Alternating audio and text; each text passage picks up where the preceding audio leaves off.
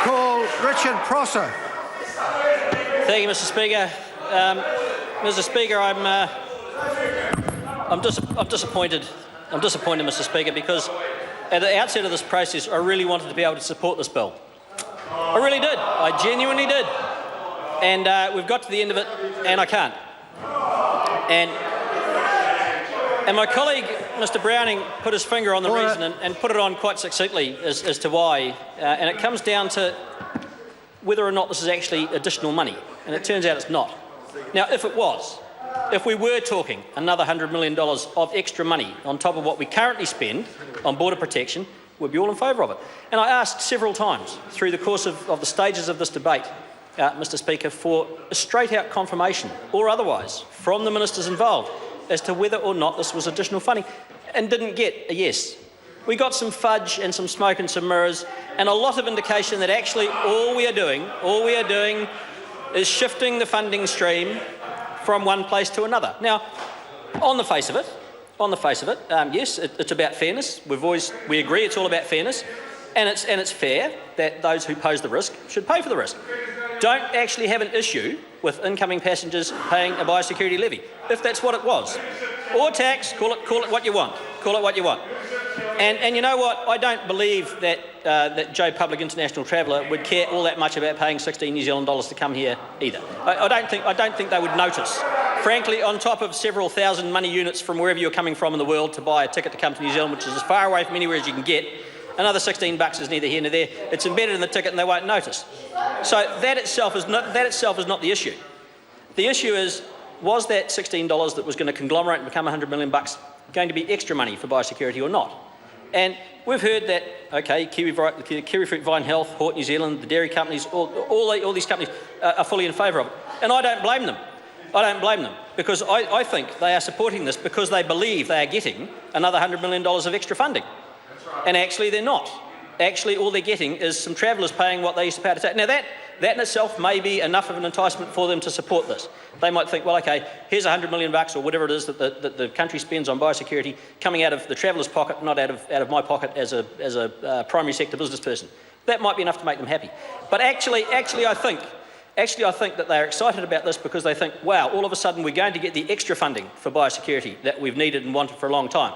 And I think they're going to be sorely disappointed when they find out that actually it's the same amount of money, it's just coming from a different source. Now, I could be wrong, and I'll say this now, if we arrive at this point in the cycle next year, when we have the budget, and we look at the figures as they've been allocated and as they've been spent, and we look at the spend on biosecurity, and we look at this levy and the money that's come in from it since then, or the year after, however long it takes to get there, and we discover that, here's the amount of money that we were spending and here's the amount of money that we have spent, and all of a sudden there's this massive increase.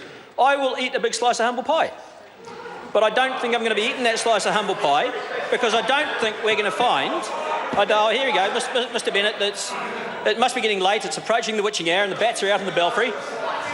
I'm not going to be eating that slice of humble pie because that extra money is not going to be spent. And we talk about...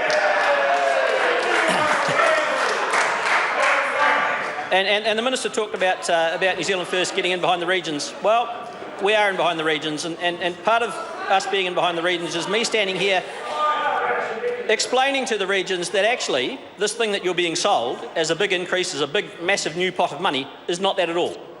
All it is, it's being taken from here instead of being taken from here, and it's the same amount of money. And we're not going to get the 100% inspection of all passengers, all luggage, all mail and all freight. We're not going to get the inspection, we're getting some more sniffer dogs, but we lost a whole bunch of sniffer dogs just in the last couple of years. So perhaps we're getting back up to where we just had an insufficient number of sniffer dogs instead of a massively insufficient number of sniffer dogs.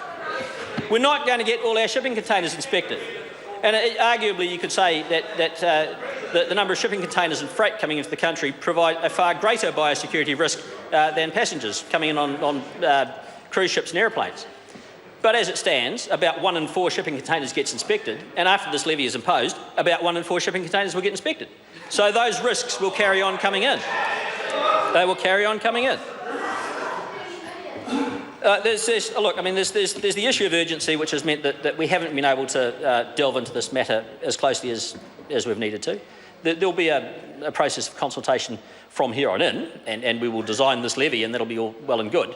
but actually it should have happened beforehand. So we've been through that. That's another aside.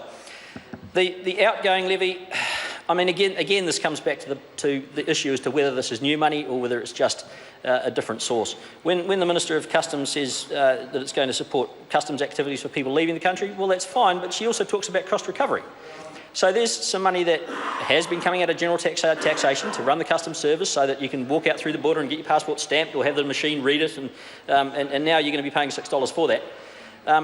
And that dosh that was being spent by the government on that isn't coming from that anymore, it's going to come from the levy, but actually nothing changes. There's no additional funding going into it. There's no additional funding going into it. The whole thing from the start, I'm sure you'll be able to watch it later on in the House, Mr. Smith. He doesn't understand, you see. So I'm going to wrap up, Mr. Speaker, by saying I am genuinely disappointed because, as I say, we went into this process really with the hope that we were going to be able to support this bill, really hoping that we were going to discover that Kaloo, it's Christmas, we're getting an extra $100 million for biosecurity, but actually we're not. All we're doing is changing where it's coming from one place to another place, and biosecurity is going to be the same. We're not going to get extra boots on the ground. We're not going to get the 100% inspection that we need. We're still going to be at risk. The incursions are still going to be coming in. We're still going to be faced with things like fruit fly. Foot and mouth ain't going to go away. Yep, as Mr. Mark says, you need to just watch Border Patrol and see where the risks are. This is not the silver bullet. I'll go so far as to say it's disingenuous.